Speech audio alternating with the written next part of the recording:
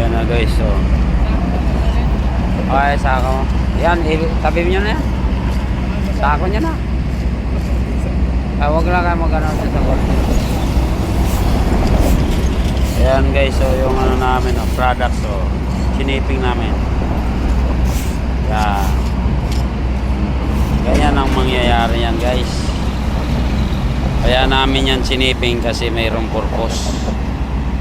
Yan o. Ito yung dating ano guys, ito yung dating kalsada. Ito. Yan ang dating kalsada. Yan, kaya yan namin siniping kasi ganyanin namin o. Parang may kanal pa. Yan. Yan o, yan. Tapos lalagyan ng asfalto yan guys.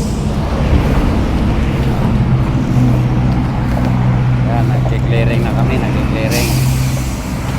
Ang sunod naman papasok yan yung mag-aasfalto. Yan, sila na naman ang susunod yan.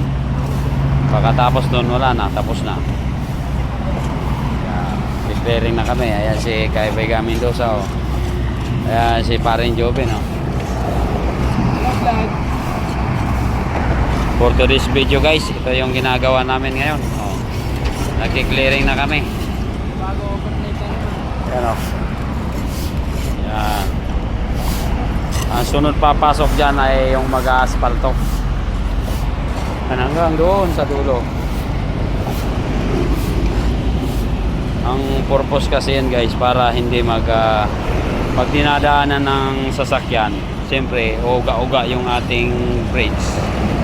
Ngayon, para hindi sila maano, linagyan natin siya ng gap. Gis ang gap niyan guys. Ayan, para hindi maapektuhan pag nagagalaw-galaw. Yan ang purpose yan kung bakit yan mayroong angle bar. Bakit pinaghiwala yung dating konkreto at saka yung bagong konkreto.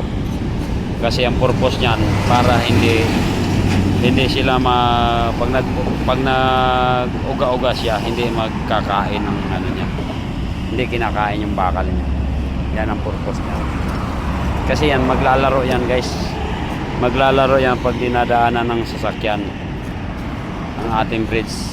Kasi may mga bearing ho yan. Yung lahat ng bridge natin, kahit saan yan, lahat may mga bearing pad yan na pag dinaanan ng sasakyan, naglalaro lang siya, gumagalaw lang kasi hindi may bearing siya. Kaya pinaghiwalay namin yung dating konkreto at saka bago para pag naglalaro siya hindi magigit-gitan. Yan ang purpose na yan guys. Kaya nagtataka kayo bakit kakabuhos pa lang sinipingan na. Dating konkreto ho yan, sinitsiping namin para magkaroon ng ganyan. Ayan. Yan ang ibig sabihin yan guys. Thank you guys for watching. Sana supportaran nyo ang aking mga videos at para naman po ay makabigay ng kaalaman sa pagdating sa paggagawa ng mga bridge. Maraming salamat. Thank you.